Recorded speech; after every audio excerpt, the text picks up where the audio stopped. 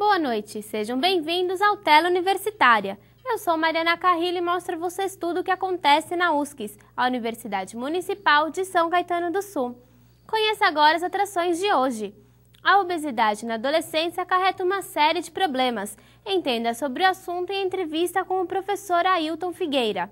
O que é o câncer de próstata? O que você deve saber sobre esse problema? Tire suas dúvidas no quadro Sua Saúde.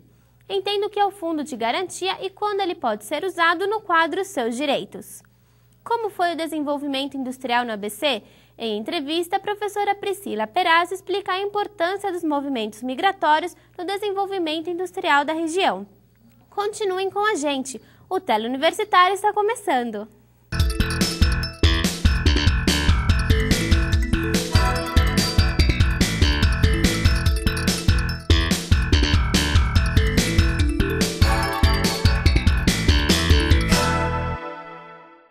Já ouviu falar de debêntures? Sabe o que são? Entenda suas principais características no quadro Seu Bolso.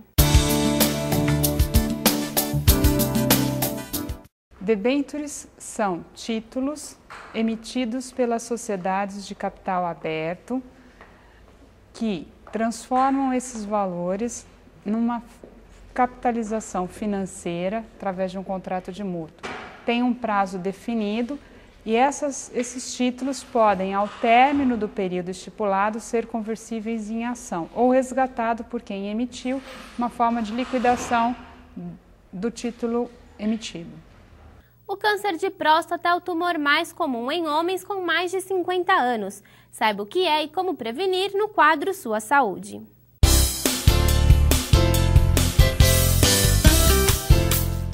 Então, a próstata é um órgão que fica abaixo da bexiga e envolve a uretra masculina.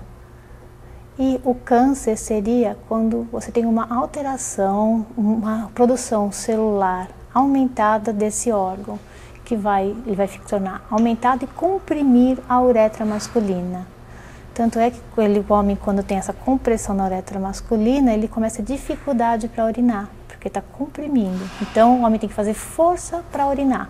Aí ele começa a perceber que está com problema na próstata. A melhor coisa para o homem é fazer a prevenção. A partir dos 40 anos, 45 anos, já começar a ir no urologista e fazer o exame de toque. Então, a forma de tratamento é a ressecção, a retirada da próstata que está com câncer, e fazer quimioterapia e radioterapia muitas vezes como complemento, não necessariamente. O desenvolvimento industrial no ABC fez a região se tornar um dos maiores polos industriais no estado de São Paulo. Mas como foi esse processo? Para falar sobre a vinda das grandes indústrias ao ABC, trouxemos a professora Priscila Perazzo, doutora em História Social e professora dos cursos de Jornalismo e Rádio e TV da USCIS. Boa noite, professora. Boa noite, Mariana.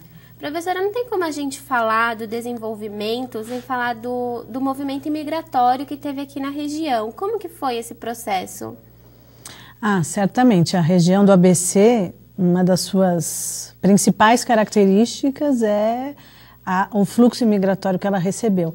E acho que vale a pena a gente falar um pouquinho sobre essa questão da imigração, porque muitas vezes a gente tem algumas ideias baseadas em algumas histórias que sempre foram contadas e que talvez não tivessem sido bem assim e hoje a gente precisaria rever. Logicamente que no final do século XIX, naquele grande surto imigratório que houve para o Brasil de uma forma geral e que a maior parte dos imigrantes vem para o estado de São Paulo, São Caetano, sobretudo, recebe grupos de italianos, né, aquelas famílias italianas que chegaram aqui no dia 28 de julho, e se instalaram ali no bairro Fundação, que hoje seria o bairro Fundação e que é absolutamente conhecido hoje como os fundadores da cidade de São Caetano, apesar de naquela época essa região de São Caetano não ser a cidade de São Caetano ainda era, ora eles se chamavam de São Bernardo, ora de Santo André, mas era praticamente tudo misturado, porque as três cidades divididas mesmo vai ser só na metade do século XX, São Caetano é de 1948, mas é conhecido como a chegada dos imigrantes italianos aqui e como São Caetano tendo sido construído, tendo sido empreendido pelo labor, pelo trabalho dessas famílias italianas. Sem sombra de dúvidas, todos esses nomes de ruas, né, esses nomes conhecidos italianos que a gente tem aqui na cidade, são famílias fundadoras, mas eu acho que a gente deve lembrar de outras famílias e de outros processos migratórios e imigratórios que chegaram na região. Então, mesmo nessa época, entre o final do século XIX e, sobretudo, o início do século XX, outras famílias chegaram e não necessariamente vindo direto para São Caetano, como se elas viessem se instalar aqui e formar os núcleos coloniais que muitas vezes eram comuns, até pelo acerto que os estados faziam e as localidades faziam, que era o acerto entre, por exemplo, essa região e o Brasil e o governo italiano, por exemplo, as pessoas já saíam de lá com terras compradas ou com empregos arranjados e tudo mais. Boa parte da imigração que vai formar a nossa região no início do século, são esses imigrantes que chegaram no Brasil na grande imigração, foram para as fazendas, mas depois, ao deixarem as fazendas, procurarem novos rumos, acabaram chegando na região do ABC e, sobretudo, aqui nas redondezas de São Caetano e Santo André, acho que foram privilegiados porque a linha do trem passava nessa direção.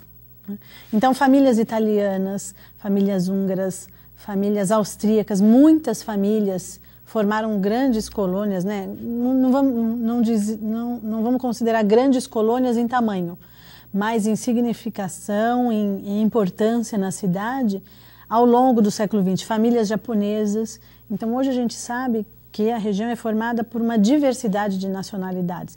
Isso se a gente considerar o início do século, né? Porque eu acho que para falar em industrialização e mesmo em imigração e coisas desse tipo, é importante que a gente divida antes da Segunda Guerra Mundial e depois da Segunda Guerra Mundial. Quando essas famílias chegavam aqui, qual era a situação? Então, normalmente elas já estavam no Brasil há um certo tempo, porque já tinham chegado, passado pela hospedaria dos imigrantes, ido para as fazendas, e às vezes já estavam há alguns anos, já tinham seus filhos descendentes, né, ou seja, nascidos no Brasil e assim por diante. Foi comum que as pessoas viessem porque já tinha às vezes um ou outro conhecido. Então, assim, a gente não pode ter aquela imagem daquele movimento de várias famílias, como a gente tem em muitas imagens da imigração, né? Que a gente vê fotografias, vê nas novelas, vê nos filmes, até mesmo pela própria história, da forma como ela foi contada até esse momento, digamos assim. Então, aqueles grupos grandes, não. Vinha uma família, depois vinha outra, e muitas vezes eles vinham para cá porque quando a gente entrevista alguns desses imigrantes, ou mesmo os descendentes, muitas vezes a gente pergunta por que escolheu essa região, por que veio para cá, né? E ninguém vai, assim, nesse momento pelo menos, eles diziam que, porque já tinha vindo um primo, porque às vezes o próprio pai, eu e minha mãe, meus irmãos, ou parte dos meus irmãos, estávamos ainda no exterior, na Europa, né? Porque é uma imigração europeia ou a japonesa. Mas meu pai já tinha vindo, já tinha passado pelas fazendas e já veio para cá. Ou então já tinha tios, já tinha amigos, já tinha conhecidos. Então é muito comum as pessoas virem para cá porque tinham conhecidos. E porque sabiam que aqui de alguma forma eles poderiam se instalar. Com trabalho, porque de certa forma a gente tem um desenvolvimento industrial no início do século, e com terras, não que eles fossem proprietários de terra imediatamente, mas era uma região ainda pouco ocupada, não tinha essa densidade demográfica que a gente tem hoje. Então era possível se instalar aí em determinados lugares, perto da linha do trem, com passagem fácil, né, com locomoção e deslocamento fácil para a capital e assim por diante.